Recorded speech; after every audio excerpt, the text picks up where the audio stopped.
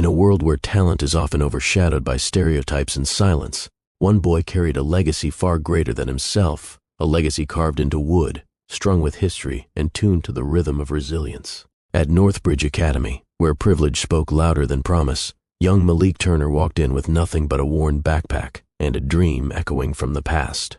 This is the story of how music, memory, and quiet defiance became his voice. 13-year-old Malik Turner stood at the gates of Northbridge Academy, clutching the strap of his worn-out backpack. The prestigious private school loomed like a castle made of red brick and ivy, steeped in history and the legacy of old money. For Malik, it felt like another world. He was the newest scholarship student, and, judging by the stares, one of the only black kids on campus. "Remember what your grandfather always said?" His mother had whispered that morning, smoothing down the collar of his shirt. "Your mind is your instrument. Play it well." Malik nodded, pushing down the nerves.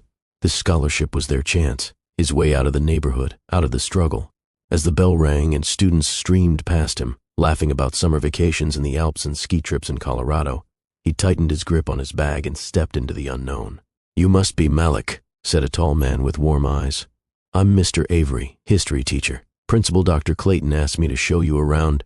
Relief flooded through Malik. Mr. Avery was the first black face he'd seen all morning. "Thank you, sir," Malik said, voice almost a whisper. As they walked the corridors, Mr. Avery pointed out classrooms and lockers. "Most of the staff here mean well," he said carefully, "but it might take some of them a while to adjust." Malik knew exactly what he meant. He had been the new kid before, the one who had to work twice as hard to be seen half as much. When they reached the music room, Malik paused at the sight of a gleaming grand piano through the glass. "Do you play, Mr. Avery asked. Malik shook his head automatically. "No, sir." It was easier than explaining the late nights learning from Grandpa Elijah, violin in hand, in their cramped apartment. That violin now sat wrapped in cloth at the back of his closet. In English class, Malik sat in the back. Mrs. Langston, the teacher, seemed taken aback by the depth of his analysis during their discussion of To Kill a Mockingbird. "Well," she said, raising her eyebrows, "someone did their summer reading." Some students turned and stared. Malik kept his head down. Lunchtime was worse. He sat alone, picking at his food, while conversations around him buzzed with tales of European boarding schools and sailing camps. "Hey," said a voice. A girl with long, dark hair sat across from him. "I'm Zara. Your insight in English class was amazing. Wait a second. Tell us what you think of the story in the comments. And don't forget to subscribe for more stories like this." Malik blinked, surprised. "Thanks. I'm Malik." "I know." She smiled. New kids stand out, especially the smart ones. For the first time all day, Malik allowed himself to smile. But that peace shattered the next morning when he saw his schedule, first period music with Mrs. Whitmore. The music room was palatial, polished wood floors, high ceilings, and crystal chandeliers. Malik chose a seat at the back. Mrs. Whitmore strode in with a click of heels, tall, icy, and immaculate. Her platinum hair was tied in a severe bun, her expression as rigid as her posture.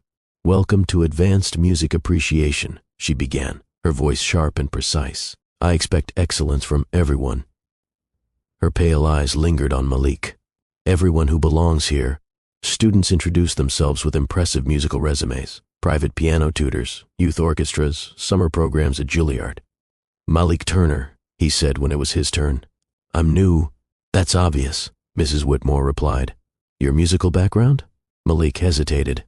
"Private lessons." "With whom?" "My grandfather." "I see," she said, tone heavy with unspoken assumptions. From behind him, someone whispered, "Bet it was hip-hop on a garbage can." Laughter spread like wildfire. Mrs. Whitmore didn't stop it. "Perhaps you'd like to demonstrate," she said, gesturing to the shelves of instruments. "Violin, perhaps?" Her voice dripped with condescension. Malik didn't respond. "Education requires courage," she pressed. "Unless you prefer to transfer to a less rigorous class." He stood slowly, approached the front, and took the violin she handed him. It was too light, the bow too stiff. Maybe start with something simple. Twinkle, twinkle, perhaps. Another laugh. Malik raised the violin, then lowered it. "The bridge is misaligned," he said. "Excuse me?" "It'll affect the sound." Her expression turned stone cold. "Play as it is." Malik sat back down, violin untouched. "As I suspected," she said. confidence without competence. After class, Zara caught up with him. That was brutal. Can you really play? Malik shrugged. Doesn't matter. But that night, in the silence of their apartment, he opened the closet and pulled out the worn leather case, Grandpa Elijah's violin. Amberwood, hand-carved scroll, worn but proud. He remembered being 7, standing in their living room as Grandpa adjusted his grip. The violin, Grandpa said, is like telling a secret, but it speaks where words can't. Those lessons continued for years. While others played outside, Malik learned Bach, Dvorak, and Saint-Saëns.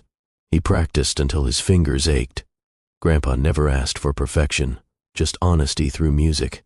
When Grandpa passed 2 years ago, his last words to Malik were, "Play for those who need to hear it." Malik played now, Bach's Partita No. 2 in D minor.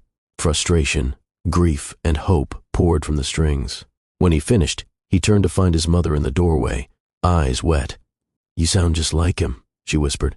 The next day, Malik asked Mr. Avery about the spring concert. Thinking of auditioning? Malik nodded. Good. Music deserves to be heard, especially when it's been silenced too long. Malik practiced in secret. Zara found him one day in an abandoned music room.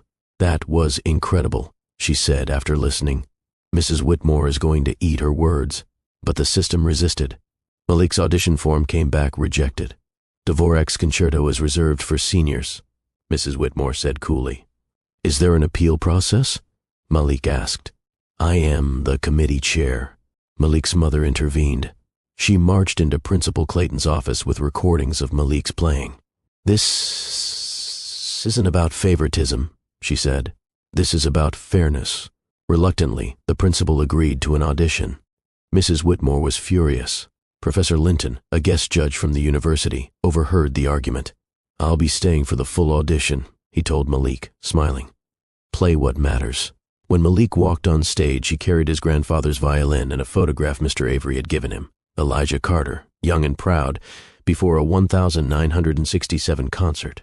Malik played the Adagio, just 7 minutes, but it held lifetimes. Notes his grandfather once played for segregated halls now echoed in a room full of privilege. When he finished, the auditorium stood. Professor Linton stepped forward. Not just a performance, a conversation across generations.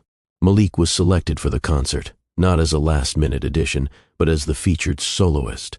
The night of the concert, the auditorium overflowed. Malik played the full concerto, all 3 movements.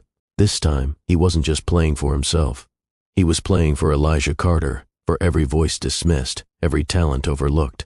Weeks later, the school launched the Elijah Carter Music Scholarship. Malik taught violin at a local center that summer. "Who wants to learn to play?" He asked a group of wide-eyed kids. Every hand shot up. Somewhere, Malik imagined his grandfather smiling. Music, like truth, always finds a way to be heard. In the end, Malik didn't just earn applause. He restored a name, reclaimed a voice, and redefined what belonging truly means.